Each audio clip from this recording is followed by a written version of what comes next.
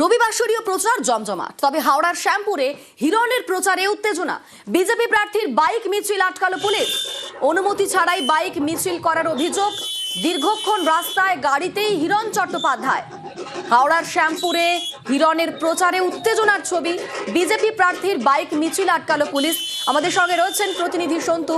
সন্তু, এই উত্তেজনা কখন সৃষ্টি হয় এবং এখন কি পরিস্থিতি?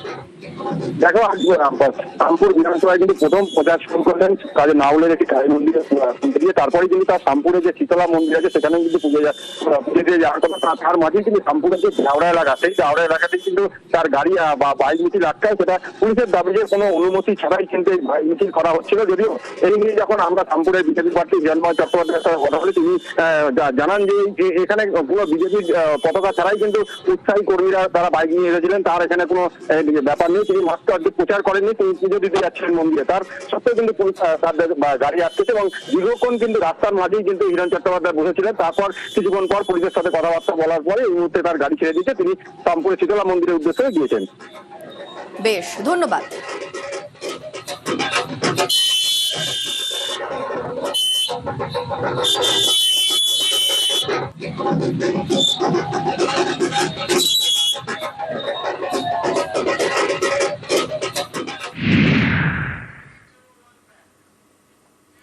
ছাব্বিশের ভোট যুদ্ধের লড়াই, বিধানসভা নির্বাচনের ভরকেন্দ্র ভবানীপুর। আজ ভবানীপুরে কর্মী সভা করবেন মমতা বন্দ্যোপাধ্যায়। ভবানীপুরে আজ তৃণমূল নেত্রীর প্রথম কর্মী সভা রয়েছে। আজ সন্ধে চেতলার অহিন্দ্র মঞ্চে কর্মী সভা করবেন তিনি এবং ভবানীপুরের টিএমসি কাউন্সিলর ও নেতাদের নিয়ে বৈঠক করবেন মমতা বন্দ্যোপাধ্যায়।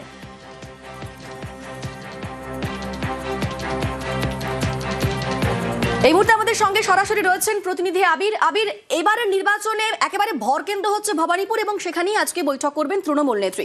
আজ কি ভোকাল টনিক দিতে পারেন তিনি?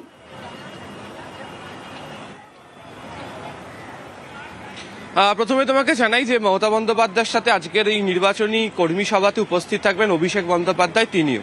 ফলে দুজনেই দলের দুই শীর্ষ নেতৃত্ব ভবানীপুর নিয়ে দলের যারা কাউন্সিলর রয়েছেন তাদেরকে নির্বাচনের দায়িত্ব বুঝিয়ে দেওয়া হচ্ছে, তারা যারা বুথ লেভেলের যারা কর্মীরা রয়েছেন তাদেরকে সম্পূর্ণভাবে যে বার্তা তাদের তরফ থেকে দেবেন।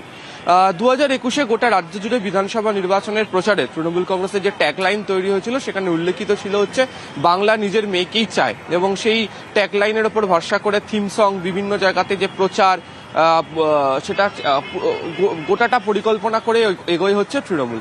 2026-এর বিধানসভা নির্বাচনের মুখে অন্তত ভবানীপুর বিধানসভা কেন্দ্রের জন্য সেই ঘরের মেয়ে স্লোগানকে কার্যত অন্য মোড়কে এনে হাজির করেছে তারা, এবং সেখানে তারা উল্লেখ করেছে যে স্লোগান, সেখানে তারা বলছেন যে উন্নয়ন ঘরে ঘরে ভবানীপুরের ঘরের মেয়ে মমতা বন্দ্যোপাধ্যায়, সেই বার্তাকেই তারা দিয়ে রাখার চেষ্টা করেছেন। এবং তা নিয়ে দেওয়াল লিখন, পোস্টার, ব্যানার ইতিমধ্যেই দেওয়া হয়ে গেছে এবং ভবানীপুর জুড়ে তা নিয়ে জোর কদমে প্রচারও চলছে।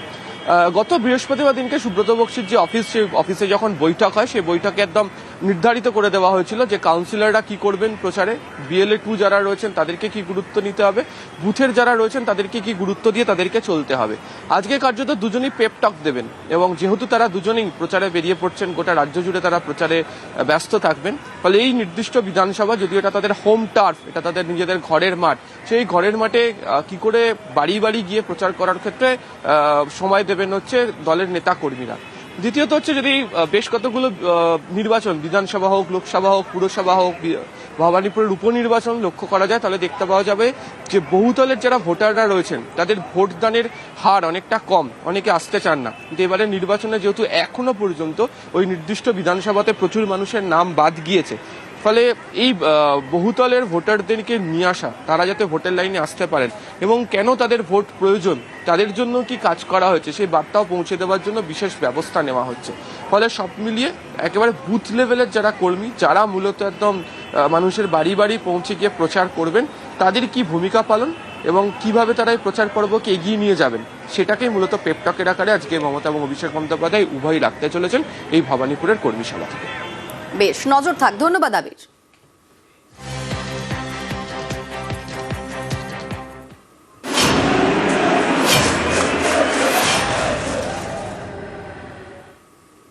বৃহস্পতিবারের পর শনিবার ভবানীপুরে প্রচারে বিজেপি প্রার্থী শুভেন্দু অধিকারী। পুজো দিলেন কালীঘাট মন্দিরে, তারপর জনসংযোগ।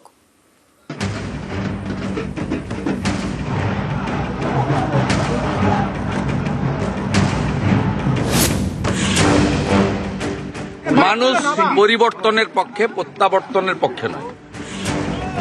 হেভিওয়েট কেন্দ্র ভবানীপুর, মমতা বন্দ্যোপাধ্যায়ের কেন্দ্র। এই ভবানীপুরে এবার বিজেপির বাজি শুভেন্দু অধিকারী। বৃহস্পতিবারের পর শনিবার ফের প্রচারের ময়দানে।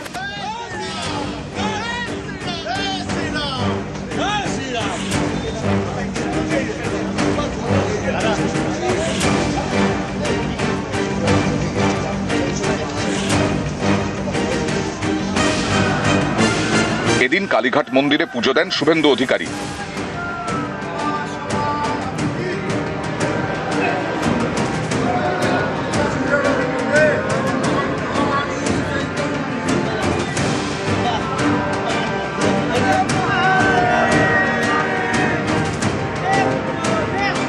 আজ শনিবার মা কালীকে প্রণাম করে রাজ্যের মঙ্গল কামনা করলাম এবং ভবানীপুর কেন্দ্রে মায়ের আশীর্বাদ যেন আমি পাই। কালীঘাট মন্দিরের কাছেই নকুলেশ্বর মন্দির এবং জগন্নাথ মন্দির, এই দুই মন্দিরেই পুজো দেন বিজেপি প্রার্থী।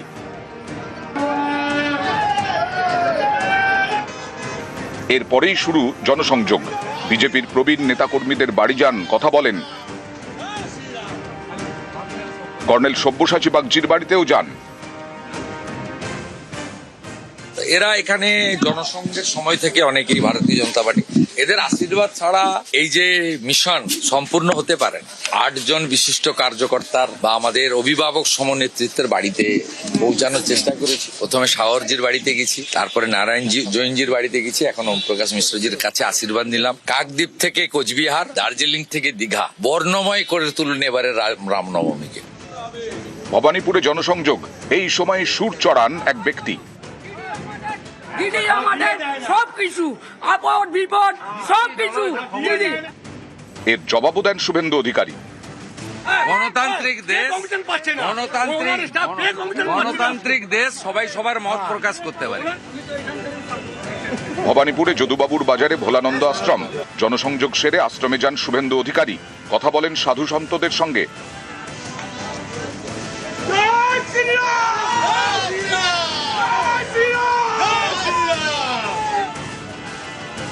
নিউজ 18 বাংলা।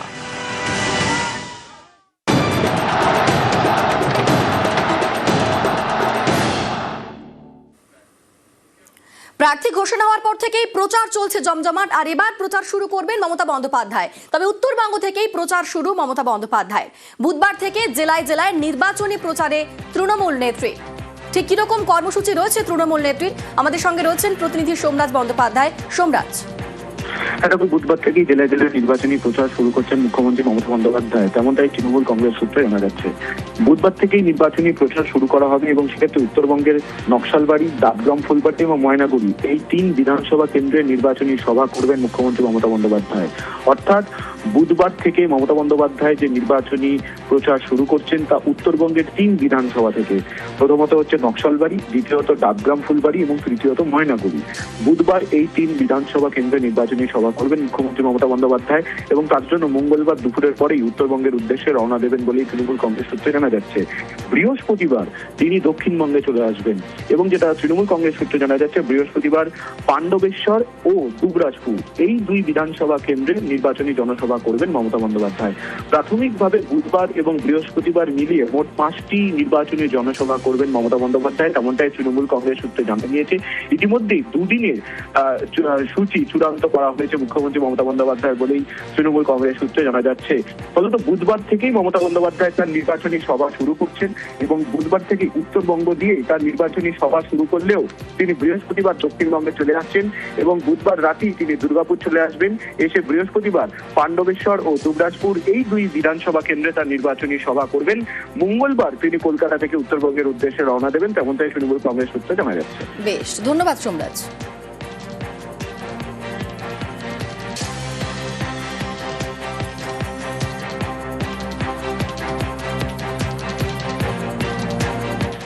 অস্ত্র ধরবো না বলে সুদর্শন নিয়ে সামনে এসে ধর্ম প্রতিষ্ঠার জন্য লড়াই করেছেন আর যুধিষ্ঠির ধর্মরাজ্য প্রতিষ্ঠা করেছেন। ভগবান রামচন্দ্র তিনি ধনুক ধরেছিলেন এখানে রাম রাজ্য প্রতিষ্ঠার জন্য, ন্যায়ের ধর্মের প্রতিষ্ঠার জন্য নিজের হাতে সমস্ত অসুরদের বধ করেছিলেন আর রাম রাজ্য প্রতিষ্ঠা করেছিলেন বলে আছি, এখন আমরা আছি। রামরাজ্য বিশ্বের মধ্যে এখন উদাহরণ, সেরকম সুখ শান্তি সমৃদ্ধি কেউ দিতে পারেনি। আজকে বিশ্ব জুড়ে আবার সেই আসরিক শক্তির প্রাদুর্ভাব, সেই অস্ত্রের ধ্বনি, বোমের আওয়াজ, বন্দুকের আওয়াজ, মিসাইলের আওয়াজ শুনতে পাচ্ছি আমরা। চারদিকে মৃত্যুর হাহাকার, শিশুদেরকে, মহিলাদেরকেও ছাড়া হচ্ছে না, স্কুলে বোম মারা হচ্ছে, হাজার হাজার শিশু মারা যাচ্ছেন। এই দৈবী শক্তির দ্বারা এই আসরিক শক্তিকে আবার পরাজিত করে ধর্মরাজ্য প্রতিষ্ঠা করতে ভারতবর্ষ। সেই জন্য আমরাও লড়াই করছি। আমাদের সমস্ত মহাপুরুষরা, পূর্বপুরুষরা এই কথাই বলে গেছেন যে নিজেকে আগে ধার্মিক হতে হবে, তপস্বী হতে হবে, শস্ত্র রাখতে হবে, শস্ত্র ধরতে হবে, শক্তিশালী হতে হবে। আর আমাদের সন্তানদের আগামী পৃথিবীতে সম্মানের সঙ্গে বাঁচার জন্য তাদেরকে শক্তিশালী করে ধার্মিক করতে হবে। আজ এখানে গুরুদেবের সামনে দীক্ষার ব্যবস্থা ছিল, দীক্ষা হয়ে গেছে। এখানে বহু মানুষ এসে সনাতন ধর্মের অনুসারীরা প্রভুর সামনে, ঠাকুরের সামনে দীক্ষা নিয়েছেন, নিজের জীবনে হিন্দুত্বকে প্রতিষ্ঠিত করার জন্য, ধার্মিক হওয়ার জন্য সংকল্প নিয়েছেন। আমরা যারা হিন্দু সমাজে জন্মেছি, এটা ভগবানের আশীর্বাদ, পূর্বপুরুষের তপস্যার ফলে হয়েছে। দুর্লভম ভারতে জন্ম মনুষ্যতত্ত্ব দুর্লভম। এই ভারতবর্ষের ভূমিতে জন্মগ্রহণ করাটা খুবই দুর্লভ, আর মানুষ হওয়া তো আরো দুর্লভ। সেই মানুষ জনিত আমরা জন্মগ্রহণ করেছি, সেটা মানুষের কাজ করতে হবে, ধর্ম রক্ষা, ধর্ম প্রতিষ্ঠা করতে হবে, নাহলে নরক বাস হবে। 64 জনি, 64,000 জনি ঘুরে আবার পশু পাখি কীট পতঙ্গ হয়ে আবার কবে মানুষ হবো জানি না। সেই মনুষ্য জীবনের সর্বোচ্চতা, ভগবত প্রাপ্তি, জীবনের মুক্তি দেওয়ার চেষ্টা করতে হবে। নিজের ছেলেমেয়েদের মধ্যে সেই সংস্কার দিতে হবে, তারা যেন পশুত্বের থেকে মনুষ্যত্বের দিকে আসে। হিন্দুত্বই শিখিয়েছে মানুষকে পশুত্বের থেকে আর ব্রহ্মত্বের দিকে, দেবত্বের দিকে যেতে। তাই আমাদের ধর্মের ষোড়শ সংস্কারের কথা বলা হয়েছে। সংস্কারের দ্বারাই আমাদের আত্মার পরিশুদ্ধি হয়, শরীরের পরিশুদ্ধি হয়। আমরা দেবত্ব থেকে ব্রহ্মত্বের দিকে যেতে থাকি, পশুত্ব থেকে দেবত্বের দিকে যেতে থাকি। সেই সংস্কার হচ্ছে দীক্ষা গ্রহণ, তপস্যার দ্বারা, পুজো পাঠ, যাগযজ্ঞ, উপবাসের দ্বারা মনের শরীরের শুদ্ধি হয়। আর এই রাস্তা দেখান আমাদের পূজ্যপাত সন্ন্যাসী মহারাজা, তাদের আশীর্বাদে আমাদের জীবনে পরিবর্তন হোক, এই দেশ সুরক্ষিত হোক, ধর্ম সুরক্ষিত হোক, এই আশা করে আমাদের সবাইকে আমার নতমস্তকে প্রণাম জানিয়ে শেষ করছি।